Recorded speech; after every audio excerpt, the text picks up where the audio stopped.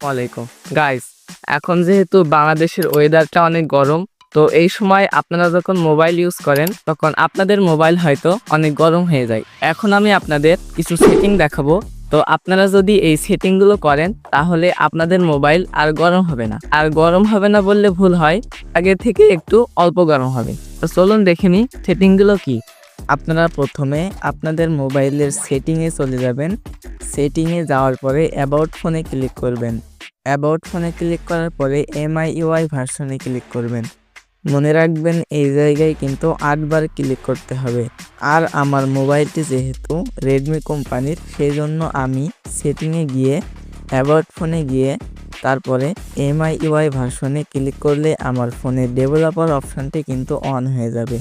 তো আপনাদের এক একজনের মোবাইল হয়তো এক এক কোম্পানির, তো আপনারা একটু ইন্টারনেটে সার্চ দিয়ে দেখে নেবেন যে আপনাদের মোবাইলের ডেভেলপার অপশন কিভাবে অন করতে হয়। তো ডেভেলপার অপশন অন করার পরে উপরে সার্চ বার থেকে ডেভেলপার লিখে ডেভেলপার অপশানে ঢুকবেন। ডেভেলপার অপশানে ঢোকার পরে একটু নিচেই স্ক্রল করবেন এবং এই জায়গায় খুঁজবেন Windows animation skill.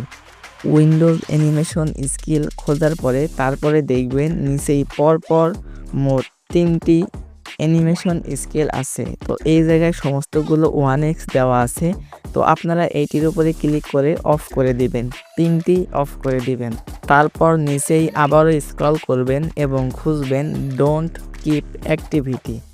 Don't keep activity খোঁজার পরে এইটি অন করে দিবেন। ডোন্ট কিপ অ্যাক্টিভিটি এই অপশনটি অন করলে কিন্তু আপনার মোবাইলের ব্যাকগ্রাউন্ডে কোনো অ্যাপই চলবে না।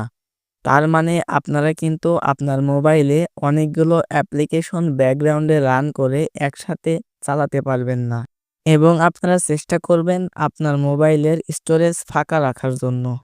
তো মাত্র এই কয়েকটি স্টেপ ফলো করলে কিন্তু আপনার মোবাইল এই গরমেও একটু ঠান্ডা থাকবে। তো মোবাইল ঠান্ডা রাখার জন্য আরও বিভিন্ন সেটিং আছে। তো আপনারা যদি এই সম্পর্কে ভিডিও চান তাহলে আমার এই ভিডিওতে কমেন্ট করবেন।